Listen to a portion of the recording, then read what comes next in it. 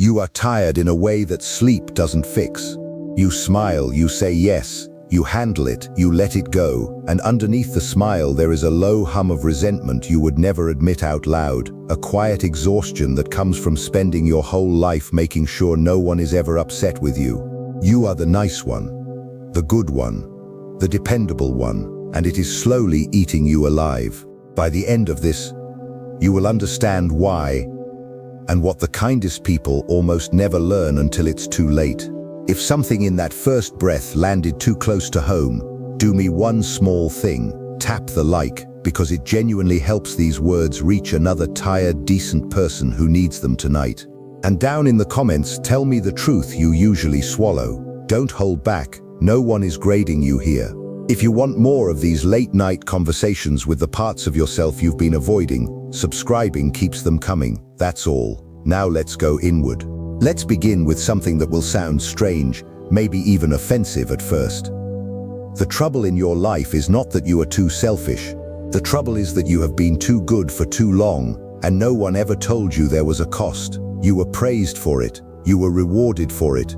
The teachers loved you. Your parents relaxed around you. Your friends leaned on you, and somewhere in all that approval you quietly concluded that your worth was your usefulness. That to be loved you had to be easy, agreeable, low maintenance, endlessly accommodating. So you became exactly that, and it worked. That's the cruel part. It worked well enough that you never questioned it, until the day you noticed that you were exhausted, invisible and faintly bitter, and you couldn't for the life of you understand why. Carl Jung gave us a word for the face you show the world. He called it the persona. The word comes from the masks worn by actors in the ancient theater, the mask the audience saw while the real performer breathed and sweated behind it. Jung was not condemning the persona. He understood it was necessary. We all need a functional face, a way of meeting the world that smooths the rough edges of social life. The persona is the handshake, the polite nod, the version of you that knows not to say everything you think at a funeral. There is nothing wrong with having one. The danger, Jung warned, comes when you mistake the mask for your face, when you forget there is anyone behind it, when the role you play becomes the only self you can find. And for the nice person, for you, if this is you, the persona has a very specific shape. It is the mask of harmlessness. The mask that says, I will never be a problem. I will never make you uncomfortable. I will absorb whatever needs absorbing so that you don't have to. You wear it so well and for so long that you can no longer take it off. And here is the quiet tragedy Jung saw clearly. A mask that cannot come off is no longer protecting you. It is imprisoning you. You are not being kind anymore. You are performing safety on a loop for an audience that has long since stopped clapping.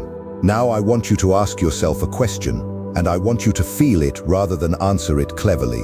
When was the last time you told someone they had hurt you in the moment plainly while it was happening? Not weeks later in a careful, apologetic text. Not in your head on the drive home where you finally said the thing you wish you'd said. I mean in the room, out loud, while it cost you something. If you can't easily remember, that is not a small detail. That is the whole story. Because everything you didn't say didn't disappear. It went somewhere. And where it went is the subject of everything that follows.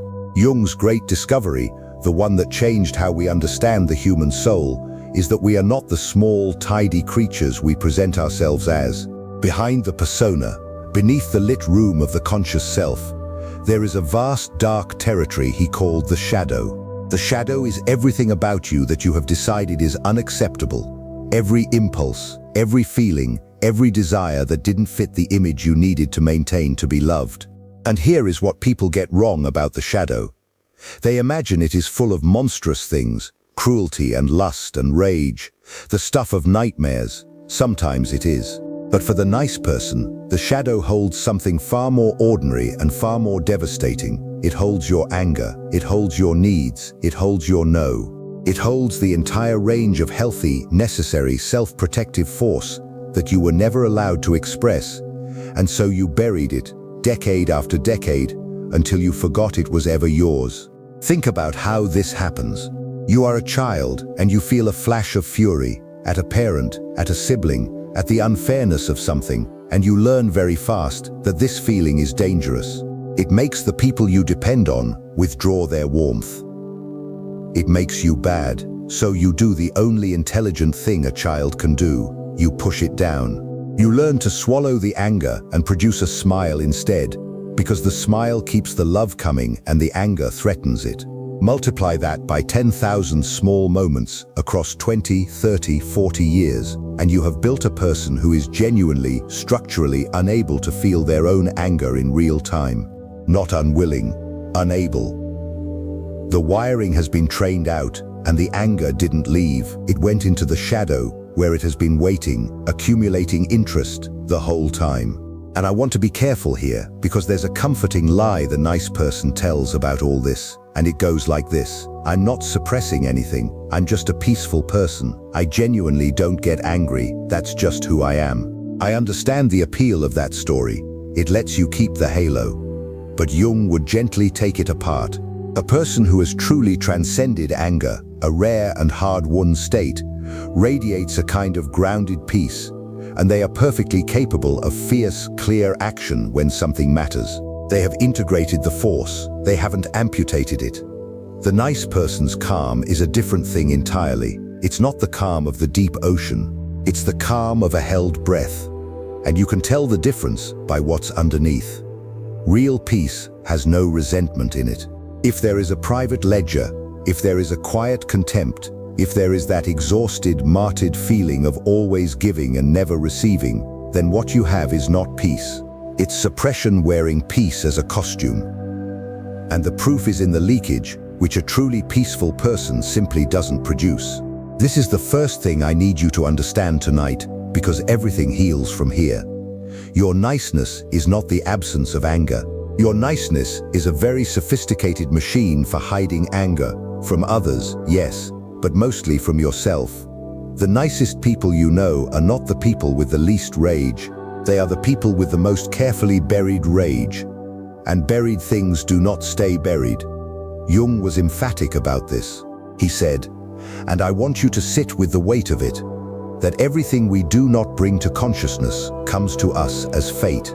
We feel it as something happening to us, something outside us, when in truth it is the disowned thing inside us, finding a way out through the back door. There is a particular way this comes due that I have to warn you about, because it catches the nicest people completely off guard, usually somewhere in the middle of life. Jung saw it again and again in the people who came to him. For decades they had been good, agreeable, self-sacrificing. They had built a whole identity on never being a problem. And then, often around the midpoint of life, something erupts. The dam that held for 40 years cracks all at once.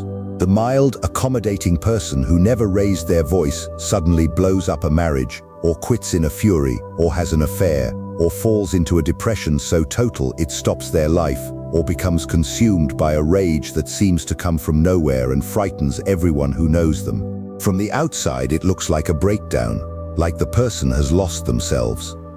But Jung understood it differently. It is not the self being lost. It is the exiled self breaking down the door. It is 40 years of unlived anger and unmet need refusing to be buried for one more day. The shadow, denied long enough, does not fade.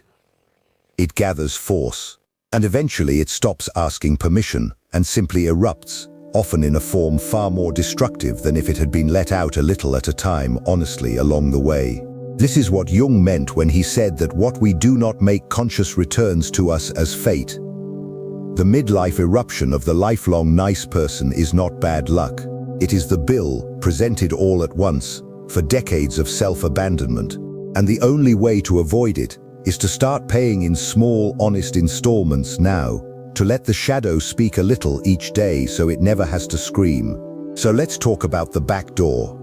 Let's talk about how the anger you refuse to feel comes out anyway, because it always comes out, and the form it takes is the source of most of your suffering and a great deal of the damage in your relationships that you can't account for.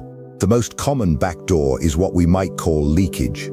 You don't explode. Explosion is forbidden. That would make you not nice. So instead it seeps. It comes out sideways. It comes out as sarcasm you pass off as humor. It comes out as the comment that's technically a compliment, but lands like a small cut. It comes out as forgetting to do the thing you resentfully agreed to do, the chronic lateness, the quiet withholding, the help offered with a sigh just audible enough to register. This is what psychology calls passive aggression, but I want you to hear it the way Jung would have you hear it. It is not a character flaw. It is your shadow speaking in the only language it's allowed. The anger you won't carry consciously carries you instead, and it makes you, the nicest person in the room, into someone who is quietly, deniably, constantly punishing the people around them. And the worst part is you don't even know you're doing it. Have you ever been told you're passive-aggressive and felt a hot wave of injustice rise up because you, of all people, you who never raises your voice, you who bends over backwards, how dare they? That hot wave is worth examining, because the intensity of the offense you feel is often the exact measure of how true the accusation is.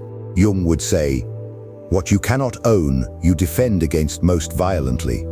The thing that stings worst is usually the shadow being seen. Let me make this concrete, because abstractions are easy to nod along with and then forget by morning. Picture an ordinary Tuesday.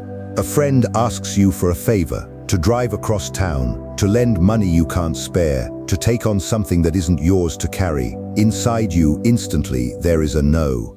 It's quick and clear, and it rises before thought. And just as quickly, before it can reach your mouth, the machine activates. The no is overruled, the smile arrives. You hear yourself say, "Of course, no problem, happy to help." And then for the next 3 days you are subtly, deniably difficult. You're a little colder on the phone. You take longer to reply. You bring it up later in a joke that isn't quite a joke. You tell someone else the story, framing yourself as the long-suffering good one, and your friend as oblivious. None of this is conscious. You would be genuinely hurt if someone called it manipulation. But that is precisely what unintegrated anger does. It goes underground and conducts a quiet campaign while the conscious mind keeps insisting it's fine, everything is fine. The friend feels the chill and doesn't know why. You feel the resentment and don't connect it to the yes you should never have said. Both of you are now living inside a fog generated by a single unspoken no. Or picture the dinner. You're at the table with family or with people who feel like family, and someone says the thing they always say, the casual dismissal, the old joke at your expense, the comment that lands on the bruise they don't know is there. And you feel it. There's a drop in your stomach, a flicker of heat behind the eyes, and then, automatically, you laugh. You laugh to dissolve the moment, to keep the peace, to make sure no one feels the discomfort of having hurt you. You become, in that instant, the manager of everyone else's comfort, including the comfort of the person who just hurt you. And on the drive home, alone in the car, you replay it. You construct the perfect reply you'll never deliver. You feel the full force of the anger you swallowed at the table, hours too late, in a place where it can do nothing but corrode you. This is the nice person's signature wound, always feeling the right thing at the wrong time, always armed in the driveway and disarmed in the room. I want you to recognize these scenes as yours, because the recognition itself is the beginning of the cure. The pattern only runs in the dark. The moment you can watch it happen, oh, there's the no I overrode, there's the laugh that buried the hurt, there's the resentment I'm about to mistake for the other person's fault. The spell starts to weaken. Consciousness is the solvent. Jung built an entire psychology on that single principle, that what is made conscious can be chosen, and what stays unconscious chooses us. There is a second back door, and this one is even more corrosive, because it turns inward. When you cannot direct your anger outward, at the people who actually crossed you, it does not evaporate, it curdles. It turns into resentment, that slow-burning, low-grade contempt that you carry for the people you serve. You smile at your friend, and somewhere underneath, you keep a private ledger of everything you've done for them that they never repaid. You help your family, and you nurse a quiet grievance about how no one ever asks how you are. This is the secret inner life of the chronically nice person, and it is a miserable place to live. Resentment is the tax you pay for every boundary you didn't set. It is what unexpressed anger becomes when it has nowhere to go and too much time to ferment. And here is the cruelty within the cruelty. The resentment makes you feel like a fraud, because you know in your honest moments that the warm, helpful person everyone sees is not entirely real. That behind the warmth there is a cold count of debts and slights, and the gap between the face and the feeling makes you secretly despise yourself. You think, if they knew what I actually felt, they wouldn't think I was good at all. So you hide it harder. You perform the niceness more intensely to cover the resentment, which only generates more resentment, and the spiral tightens. This is what Jung meant when he said, "The more we deny the shadow, the blacker and denser it becomes." You are not getting kinder as you suppress. You are getting more divided, and the division is the suffering. I want to name the deepest layer of this now, because we have to go there before we can come back out.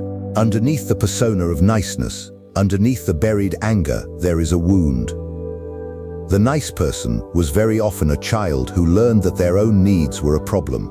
Maybe you had a parent who was overwhelmed, or volatile, or fragile, or simply absent.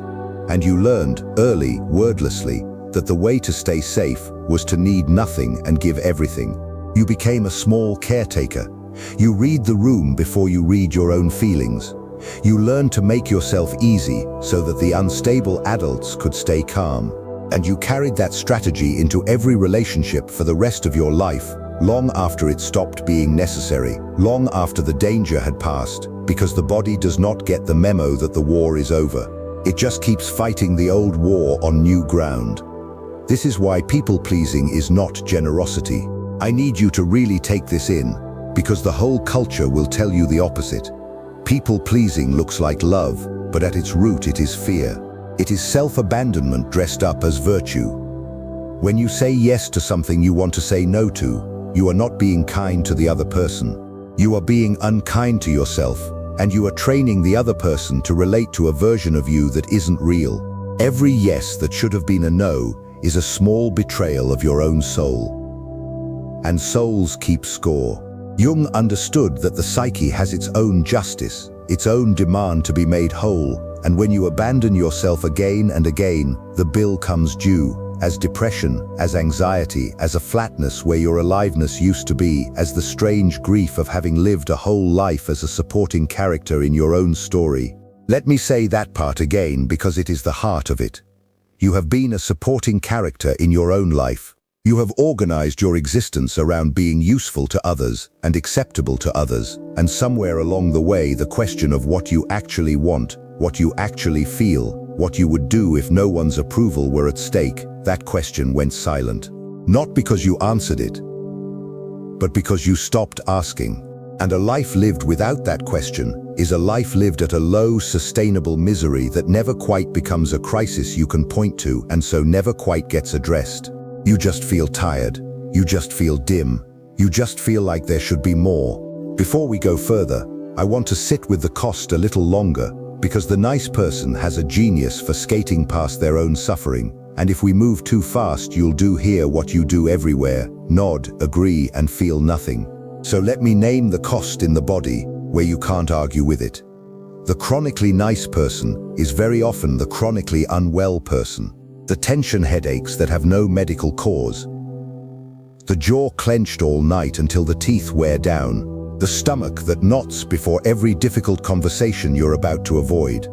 The shoulders permanently up around the ears. The sleep that won't come, or comes and doesn't restore, because some part of you is still on duty even in the dark. Jung understood that the psyche and the body are not two separate countries.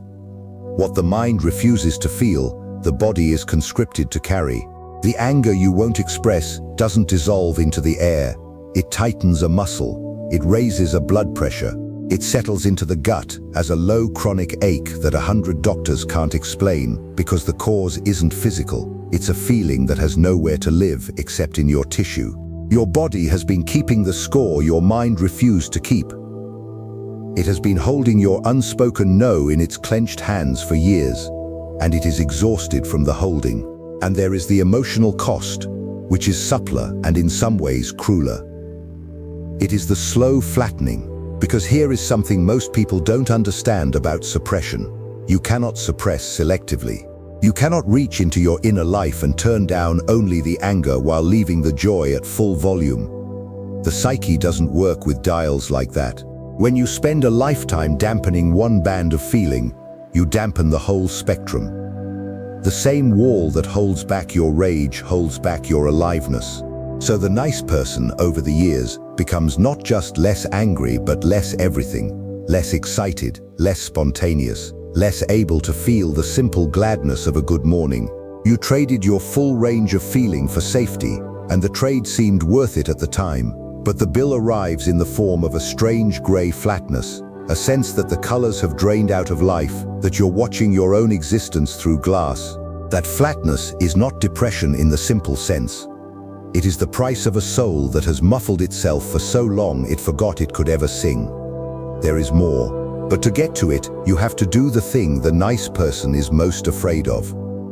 You have to go down into the shadow and reclaim what you exiled there. And I know how that sounds. It sounds dangerous. It sounds like if you let the anger out, you'll become a monster, that the only thing standing between you and cruelty is your relentless self-control, that the niceness is the lid on something terrible. Let me tell you, gently and firmly, that this fear is the lie at the center of the whole structure. The anger in your shadow is not your enemy, it is your exiled strength. It is the part of you that knows your worth, that knows when a line has been crossed, that knows how to say this is not okay and mean it.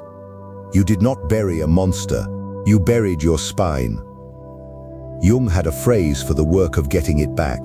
He called it the integration of the shadow, and it is the center of what he meant by individuation, the lifelong process of becoming a whole, undivided self rather than a polished mask over a buried life. Integration does not mean acting out. This is the crucial distinction and the one that frees you. Integrating your anger does not mean becoming an angry person, raging at the world, unleashing decades of stored fury on everyone who crosses you. That's not integration. That's just the explosion you've always feared, the pendulum swinging from doormat to tyrant. Integration is something quieter and far more powerful. It means becoming conscious of the anger, feeling it as information, letting it tell you what it has always known, where your boundaries are, what you actually need, what you will and will not accept, and then choosing, from a centered place, how to act on that information. The anger stops being a flood you dam and becomes a signal you read. Think of healthy anger as the immune system of the self. Its job is to recognize what is harmful to you and mobilize you to do something about it. A person without access to their anger is a person without an immune system for the soul. They let anything in, tolerate anything, absorb any mistreatment, because the part of them that would have said no has been amputated. When you reclaim your anger, you are not becoming dangerous. You are becoming defended. You are finally able to protect the tender, valuable, real self that you have left undefended your whole life because you were too busy protecting everyone else. So how do you actually do this? Let's get practical, because Jung is sometimes accused of being all depths and no handholds, and the nice person especially needs a path they can walk. The first step is the hardest and the most important. You have to start feeling the anger before you decide what to do with it. Not act on it, just feel it. The next time someone crosses a line, interrupts you, dismisses you, takes from you, talks over you, and you feel that familiar little flinch and the automatic smile starting to form, I want you to pause inside and notice what's underneath the smile. There will be a flash of something hot. Name it, say to yourself silently, that's anger, and that's allowed. You don't have to do anything with it yet. You just have to stop pretending it isn't there. Because the nice person's first and deepest reflex is to deny the feeling exists at all, and you cannot integrate what you refuse to perceive. There's a practice I want to give you here, simple enough to start tonight, that does something the nice person has never done. It gives the exiled feelings a sanctioned place to exist. At the end of the day, take a few minutes alone and ask yourself one question. Where today did I feel a no and say a yes? Don't judge the answer. Don't fix anything. Just locate the moments. The colleague who handed you their work and you took it. The friend who cancelled again and you said it's totally fine when it wasn't. The relative whose comment landed and you laughed it off. Find them one by one, and for each one, let yourself feel, just for a moment, in the privacy of your own mind, the no you didn't say. Feel the anger that was underneath it. You don't have to do anything about any of it. You're not planning revenge or rehearsing confrontations. You are simply, perhaps for the first time in your life, allowing the buried feelings into the light of your own awareness. This is shadow work in its most basic and most powerful form.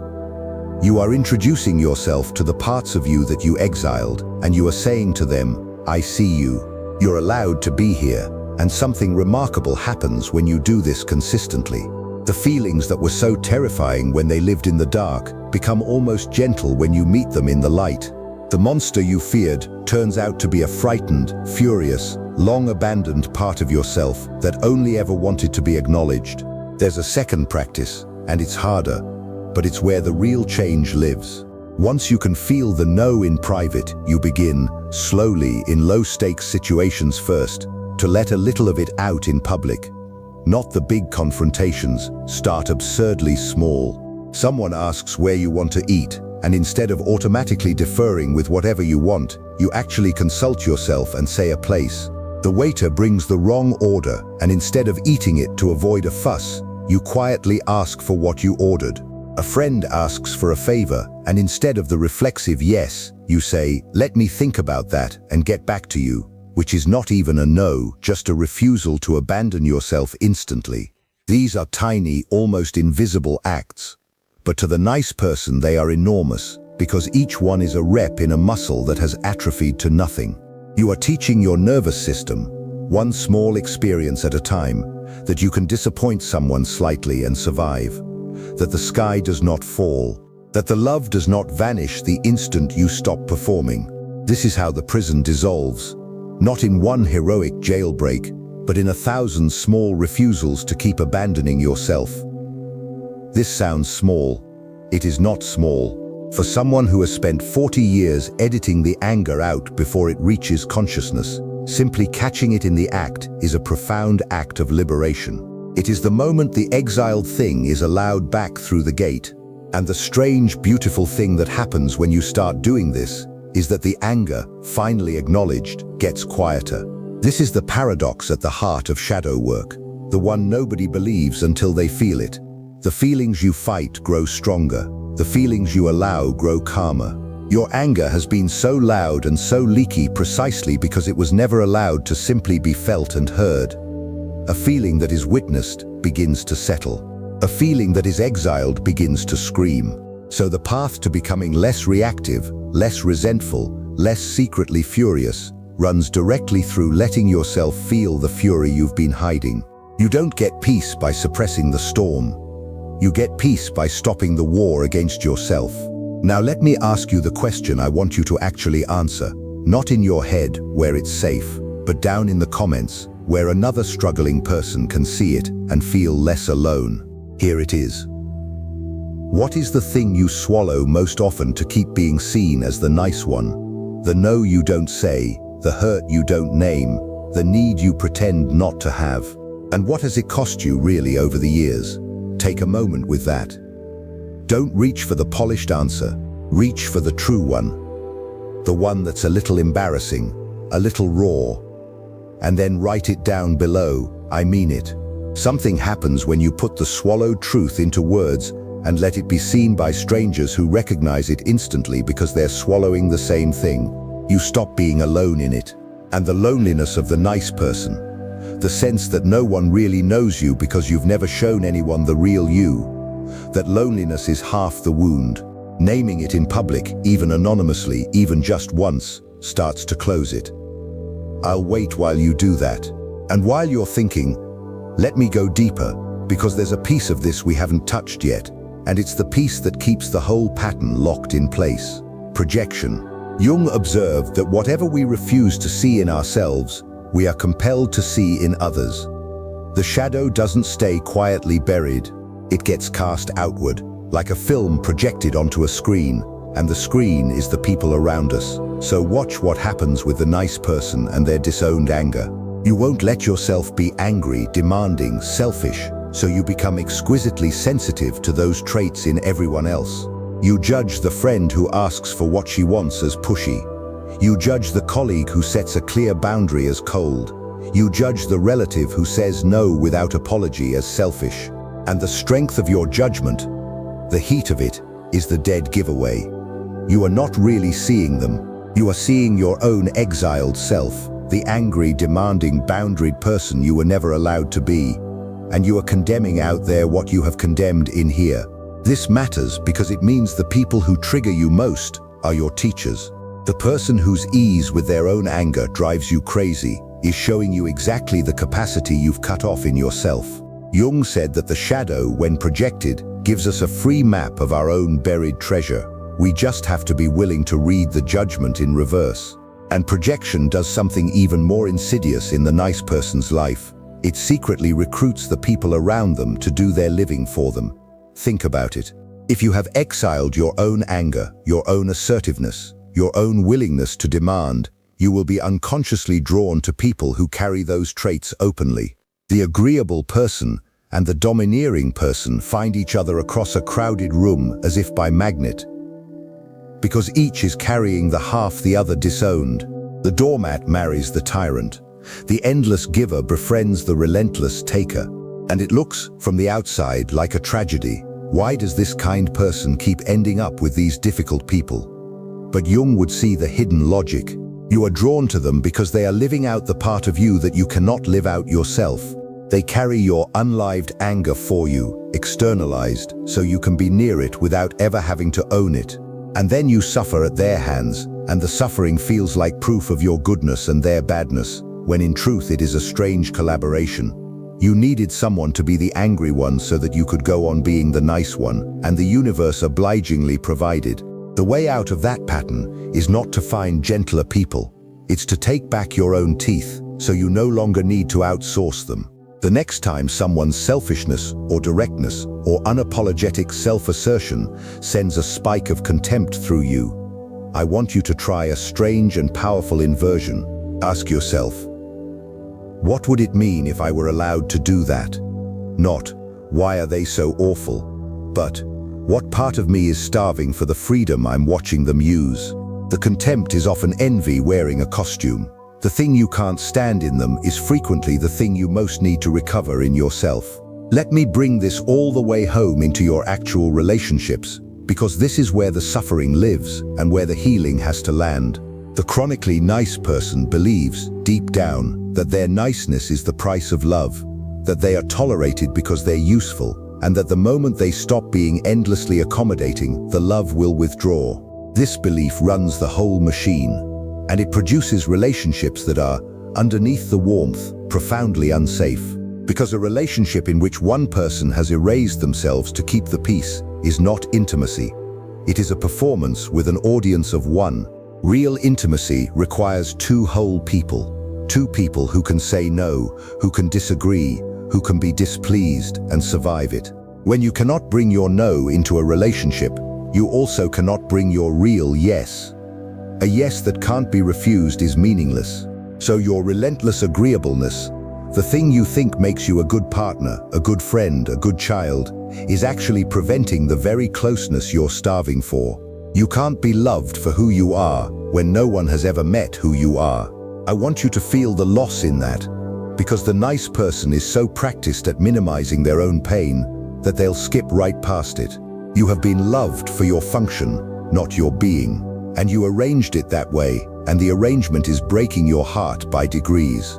The people in your life love the helper, the smoother, the easy one, and you can never quite believe their love, because some part of you knows they've never met the one underneath, the one with needs and edges and a no of his own.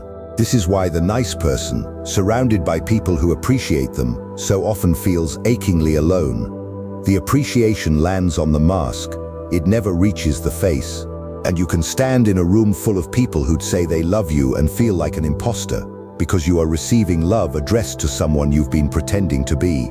The way out of this is not to become unkind.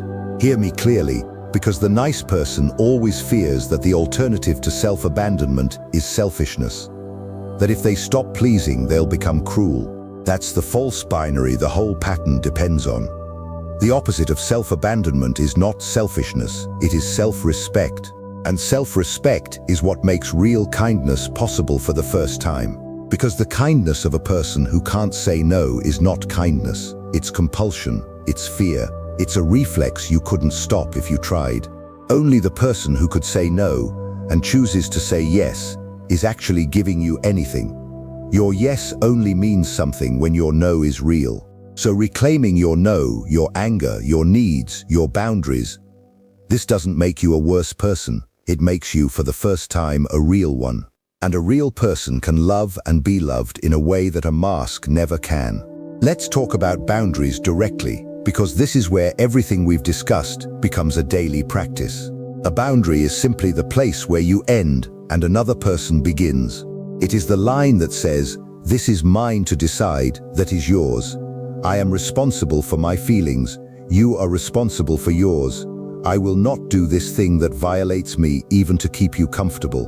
For the nice person, every boundary feels like an act of aggression. To say no feels like throwing a punch. This is the distortion the buried shadow creates. When you've never had access to healthy assertion, even the mildest self-protection feels violent, because all your anger has been so dammed up that the slightest release feels like a flood. But a boundary is not aggression. A boundary is the most basic form of self-respect there is, and the people who genuinely love you will adjust to it.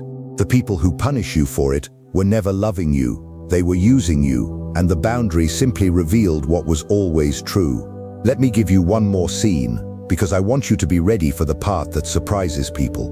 When you first start setting boundaries, when you first start letting the real you show, there will be a strange period where it feels like everything is getting worse rather than better.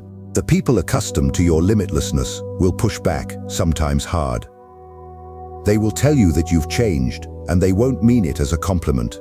They will accuse you of becoming selfish, difficult, cold, and because the nice person's deepest fear is exactly that accusation, it will land like a blow and you'll be tempted to retreat, to apologize, to fold yourself back into the old shape just to make the discomfort stop. This is the most dangerous moment in the whole journey, and I want you to be ready for it. That pushback is not evidence that you've done something wrong. It is evidence that you've done something real. A system that has been organized around your self-erasure will resist your becoming whole, because your wholeness costs the system something. The discomfort you feel is not the discomfort of having harmed someone. It is the discomfort of withdrawing a subsidy that everyone had quietly come to depend on. Hold the line through that discomfort, and you will find on the other side of it the only relationships in your life that were ever real. The ones that survive your becoming a full person. The ones that perhaps grow deeper for it, because finally there is an actual person on both sides of them. That last sentence is one I want you to keep. The people who get angry when you finally set a limit are showing you that they were benefiting from your limitlessness. Their anger is information, not indictment. It tells you exactly who in your life was relating to the helper and not the human. And yes, some relationships will not survive your becoming whole. This is the cost the nice person fears most, and I won't pretend it isn't real. When you stop abandoning yourself, some people will leave because they were only ever there for the version of you that abandoned yourself. But Jung would tell you, and I'm telling you, that a relationship you can only keep by erasing yourself is not a relationship worth the price. You are not losing love when those connections end. You are losing the performance of love and making room for the real thing, which can only grow in the soil of two people who are actually there. There's a grief in this work that I don't want to skip past, because the nice person is so used to suppressing pain that they'll try to power through this part too.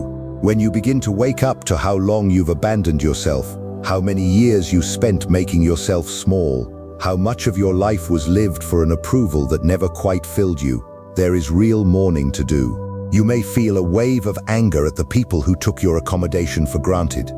You may feel a deeper anger at yourself for letting it happen.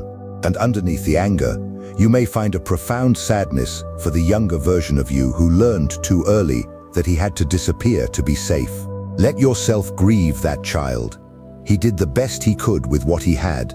The strategy that's hurting you now once kept you alive, and it deserves not your contempt, but your gratitude and your mercy, even as you set it down. This is what integration feels like from the inside. Not a triumph, a homecoming with tears in it. And here is something Jung understood that the self-help version of all this always misses. The goal is not to kill the nice person and replace them with a tough one. The goal is wholeness, which means the kindness stays, the warmth stays, the genuine care for others, the sensitivity, the gift you have for reading what people need. None of that is the problem, and none of it goes away. Those are real strengths, and they came from the same place as the wound. What changes is that they're no longer compulsory. They're no longer the only thing you're allowed to be. You add to them the missing half, the capacity to protect yourself, to want things, to take up space, to be displeasing when displeasing is honest. And the combination, the kindness with a spine, the warmth that can also say no, the care that includes care for yourself, that is one of the most powerful and trustworthy forms a human being can take. People feel safe with you, not because you have no edges, but because your edges are clear. They know where you stand. They know your yes is real because they've seen your no. I want to return to the exhaustion I named at the very beginning, the tiredness that sleep doesn't fix, because now we can finally understand it. You are not tired because you do too much, although you do. You are tired because you are running two lives at once.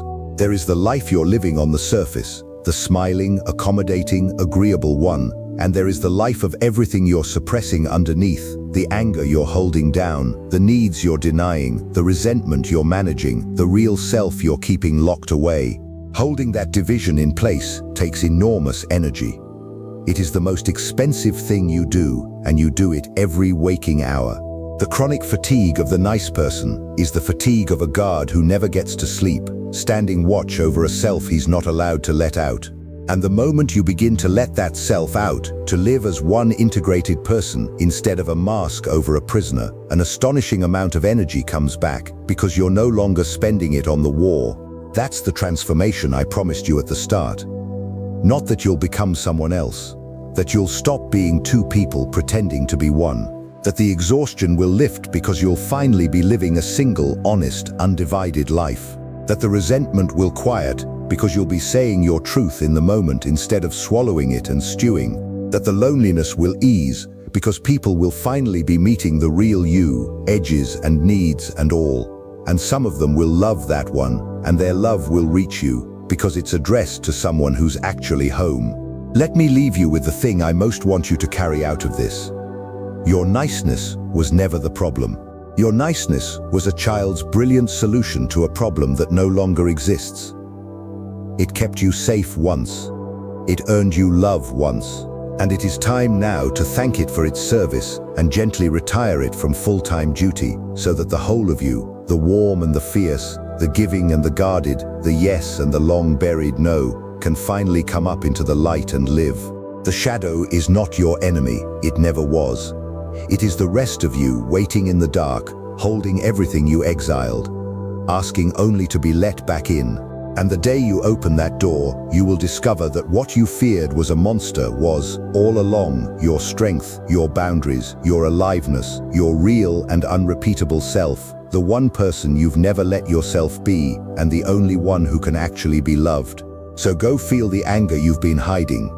Go say the no you've been swallowing.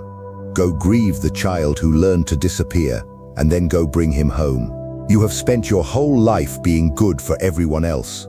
It's time to become whole for yourself. And if these words found you tonight, tired and decent and quietly suffering, then let them be the moment you stopped performing safety and started building it from the inside, where it's real, where it lasts, where no one can take it from you again. The nicest thing you will ever do is finally stop abandoning yourself. Start tonight.